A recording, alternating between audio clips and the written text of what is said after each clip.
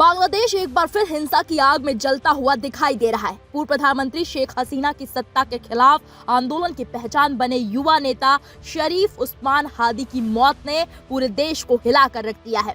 लेकिन बांग्लादेश इस वक्त सिर्फ राजनीतिक उथल पुथल नहीं बल्कि भारत विरोधी उबाल का भी सामना कर रहा है। पूर्व प्रधानमंत्री शेख हसीना के खिलाफ आंदोलन के चेहरे रहे शरीफ उस्मान हादी की मौत के बाद जो हिंसा भड़की है वो सिर्फ सत्ता या आवामी लीग के खिलाफ नहीं बल्कि खुलकर भारत को निशाने पर लेने वाली हिंसा बन चुकी है। अखबारों के दफ्तर जला दिए गए, भारतीय उच्चायोग पर पत्थर चले और सड़कों पर भारत विरोधी नारे गूंजे। आखिर हादी की मौत ने बांग्लादेश में भारत के खिलाफ इतनी बड़ी आग क्यों भड़का दी? देखिए हमारी ये खास रिपोर्ट। उस्मान हादी एक ऐसा नाम जो जुलाई 2024 के विद्रोह के बाद बांग्लादेश की सत्ता विरोधी राजनीति का चेहरा बन गया। हादी सिर्फ शेख हसीना और आवामी लीग का विरोधी नहीं था बल्कि वो खुले तौर पर भारत समर्थक राजनीति का सबसे बड़ा आलोचक माना जाता था। हादी का आरोप था कि भारत बांग्लादेश की राजनीति में आवामी लीग के जरिए दखल देता रहा है। इसी वजह से उसके समर्थक आंदोलनों में भारत विरोधी नारों की गूंज आम बात थी। 12 दिसंबर ढाका के बिजॉय नगर इलाके में चुनावी प्रचार के दौरान नकाबपोश हमलावरों ने हादी के सिर में गोली मार दी। गंभीर हालत में पहले ढाका फिर एयर एम्बुलेंस से सिंगापुर, लेकिन 6 दिन तक जिंदगी से जूझने के बाद 18 दिसंबर को सिंगापुर जनरल हॉस्पिटल में उस्मान हादी की मौत हो गई।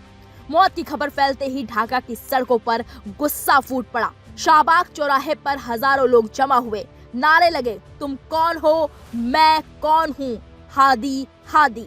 लेकिन ये गुस्सा सिर्फ आवामी लीग तक सीमित नहीं रहा।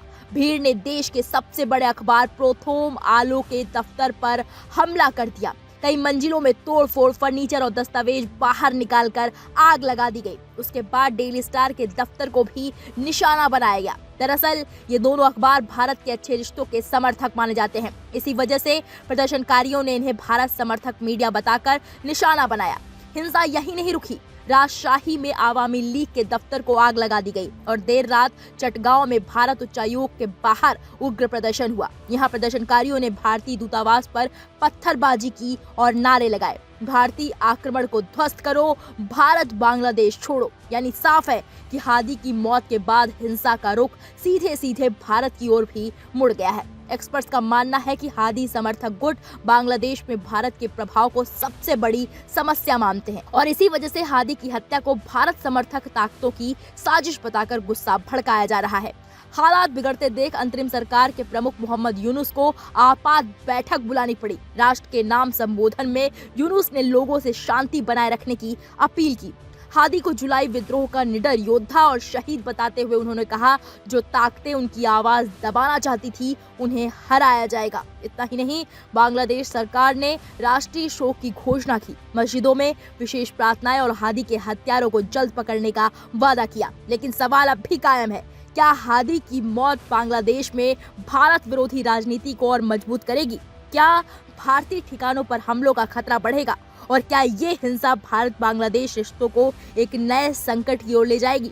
उस्मान हादी की मौत ने बांग्लादेश में सिर्फ सत्ता का संतुलन नहीं बिगाड़ा बल्कि भारत के खिलाफ सुलग रही नाराजगी को भी खुलकर सामने लाकर रख दिया।